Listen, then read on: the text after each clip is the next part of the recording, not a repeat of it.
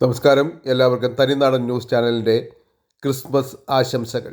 ഇന്നത്തെ പ്രധാന വാർത്തകൾ. മലയാള സാഹിത്യത്തെ ലോക സാഹിത്യത്തിൻ്റെ നെറുകയിലെത്തിച്ച പ്രതിഭയാണ് MTയുടെ വിയോഗത്തിലൂടെ നമുക്ക് നഷ്ടമായതെന്ന് മുഖ്യമന്ത്രി പിണറായി വിജയൻ.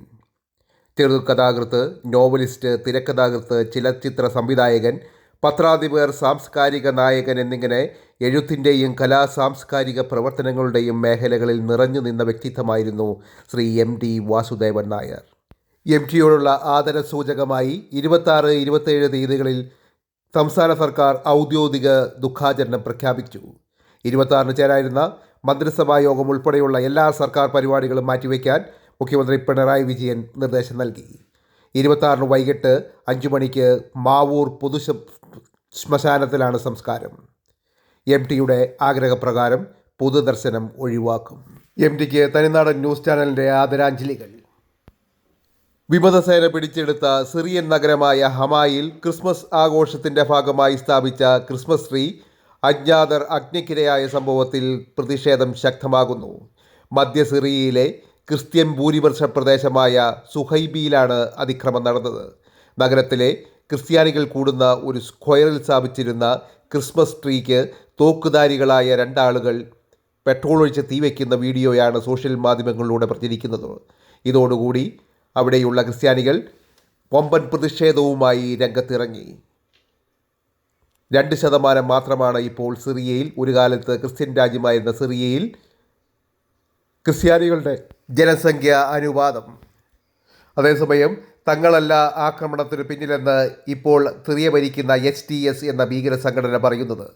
സിറിയയിലെ മറ്റ് വിദേശികളാണ് സംഭവത്തിന് പിന്നിലെന്നാണ് HTS വെളിപ്പെടുത്തുന്നത്.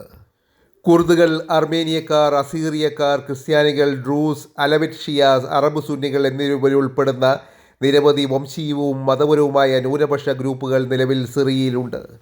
സിറിയയിൽ വിമതർ അധികാരം പിടിച്ചെടുത്തതോടെ ന്യൂനപക്ഷമായി ക്രൈസ്തവർക്ക് ലഭിച്ചുകൊണ്ടിരുന്ന മാനുഷിക സഹായങ്ങൾ വിമത സംഘടനകൾ പിടിച്ചെടുക്കുന്നു എന്ന ആരോപണവും ഉയർന്നിരുന്നു.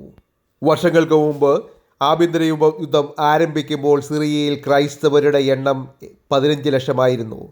ആകെ ജനസംഖ്യയുടെ, അതായത് 10 കൊല്ലം മുമ്പ് ഉള്ള ആകെ ജനസംഖ്യയുടെ 10% വരുമായിരുന്നു ക്രിസ്ത്യാനികൾ.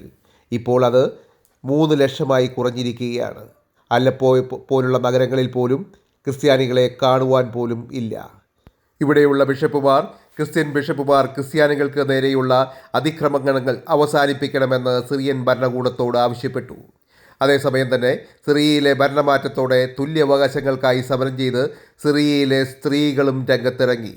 പുതിയ ഭരണാധികാരികൾ സ്ത്രീകളുടെ അവകാശങ്ങളെ ബഹുമാനിക്കണമെന്ന ആവശ്യം ഉയർത്തിക്കാട്ടിയാണ് അവരും സമരരംഗത്തേക്ക് പ്രവേശിച്ചിട്ടുള്ളത്. അതിനിടയിൽ കഴിഞ്ഞ 2 വർഷമായി സിറിയയിൽ മാനുഷിക സഹായങ്ങൾ ചെയ്തുകൊണ്ടിരിക്കുന്ന ക്രിസ്ത്യൻ റിലീഫ് എന്ന ക്രൈസ്തവ സംഘടനയുടെ ഭക്ഷ്യവസ്തു ശേഖരങ്ങളിൽ പലതും വിമതർ പിടിച്ചെടുത്തുവെന്ന് ക്രിസ്ത്യൻ റിലീഫ് ആരോപിച്ചു. തങ്ങളുടെ പക്കൽ നിന്ന് ഏകദേശം 20,000-ഓളം പേരുടെ വിശപ്പകറ്റാൻ പോകുന്ന ഭക്ഷ്യസാധനങ്ങൾക്ക് പുറമെ വെള്ളവും മരുന്നും വിമതസേന മോഷ്ടിച്ചതായി അവർ ആരോപിച്ചു.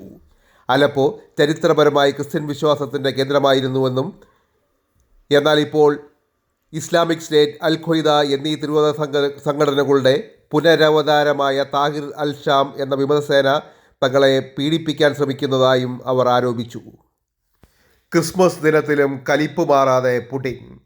ക്രിസ്മസ് ദിനത്തിൽ യുക്രൈൻ്റെ തലസ്ഥാനമായ കീവിലേക്ക് അയച്ചത് 75ഓളം ബാലിസ്റ്റിക് മിസൈലുകൾ. ഇതുമൂലം കീവിൽ കനത്ത നാശനഷ്ടങ്ങൾ ഉണ്ടായതായിട്ടുള്ളതാണ് റിപ്പോർട്ടുകൾ പുറത്തു വരുന്നത്. ക്രിസ്മസ് ദിനത്തിൽ യുക്രൈനെ ആക്രമിച്ച റഷ്യൻ നടപടിയെ അതിശക്തമായി വിമർശിച്ചു യുക്രൈൻ പ്രസിഡന്റ് സെലൻസ്കി. കസാഖിസ്ഥാനിൽ അസർബൈജാൻ എയർലൈൻസിൻ്റെ യാത്രാ വിമാനം തകർന്നു വീണ് 39ഓളം പേർ മരിച്ചു. അസർബൈജാനിലെ ബാക്കുവിൽ നിന്ന് റഷ്യയിലെ ഗ്രോസിനിയിലേക്ക് പുറപ്പെട്ട വിമാനമാണ് തകർന്നത്. 62 യാത്രക്കാരും 5 ജീവനക്കാരുമാണ് വിമാനത്തിലുണ്ടായിരുന്നത്. വിമാനത്തിലുണ്ടായിരുന്ന 28ഓളം പേർ രക്ഷപ്പെട്ടതായി അധികൃതർ അറിയിച്ചു. ഏവർക്കും ഒരിക്കൽ കൂടി ക്രിസ്മസ് ആശംസകൾ. തനിനാടൻ ന്യൂസ് ചാനലിൻ്റെ ക്രിസ്മസ് ആശംസകൾ ഏവർക്കും.